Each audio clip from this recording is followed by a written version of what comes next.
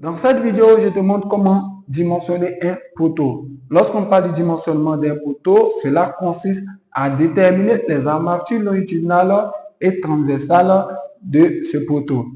Avant cela, nous allons chercher à comprendre une notion qui est très importante en bâtiment, surtout dans le cas d'un poteau. C'est ce qu'on appelle ici la longueur de flambement.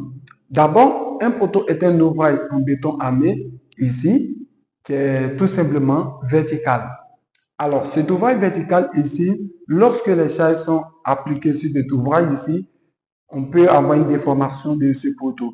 Donc, c'est ce phénomène obtenu qu'on appelle ici le flambement. Donc, en un mot, le flambement, c'est un phénomène qui se produit dans un poteau sous l'effet d'une charge. En effet, lorsque le poteau est soumis à une charge, le poteau aura tendance à fléchir ou à se comprimer latéralement. Alors, comment déterminer la longueur de flambement dans nos différents cas pour ces poteaux isolés? Alors, le premier cas ici, on parle de quoi? L'encastrement en bas, libre en haut. Ça veut dire le poteau est encastré en bas et est libre à son extrémité et est libre en haut. Alors, dans ce cas ici, lorsque le poteau va flamber, on aura cette déformation de notre poteau. Voilà comment le poteau va se déformer. Donc, c'est cette longueur-là que nous devons déterminer.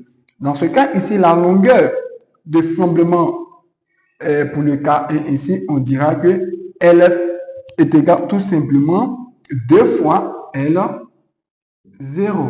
2 fois L0.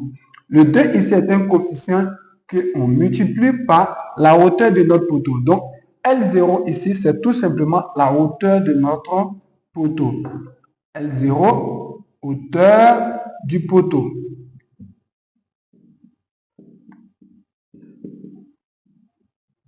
Hauteur du poteau.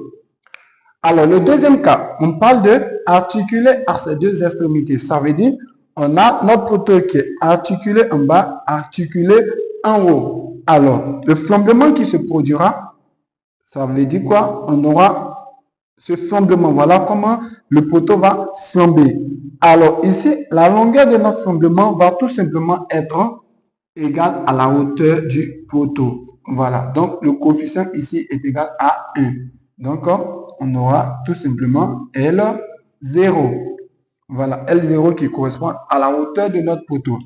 Le troisième cas que nous avons ici, on parle de quoi? Encastrement en bas, articulation en haut. Donc, ce troisième cas, généralement, correspond au cas d'un poteau du rez-de-chaussée dans un bâtiment.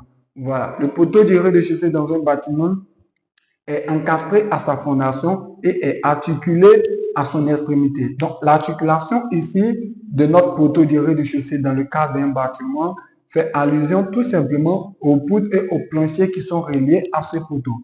Alors, ici, la longueur de flambement va tout simplement être égale à L0, la hauteur du poteau divisé par racine de 2, ce qui revient à racine de 2 multiplié par la hauteur du poteau sur 2. Et si on va en profondeur, on aura LF qui est égal à 0,707 L0. Voilà, racine de 2 divisé par 2 égale à 0,707. Alors, le dernier cas ici, on parle de quoi? Encastrement de notre poteau en bas, encastrement de notre poteau en haut. Donc, ça veut dire que le poteau est encastré à ces deux extrémités.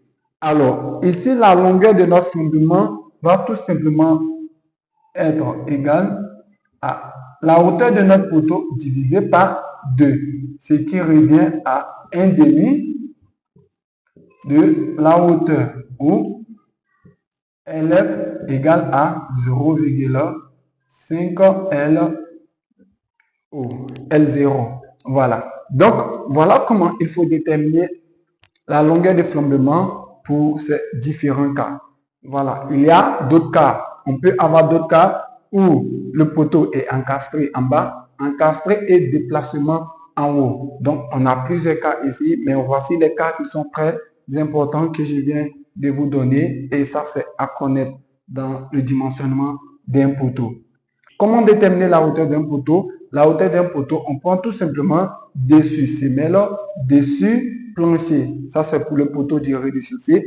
Et pour un poteau en élévation, c'est-à-dire un poteau en étage, on prend dessus plancher inférieur, dessus plancher supérieur. Merci et à bientôt pour une nouvelle vidéo.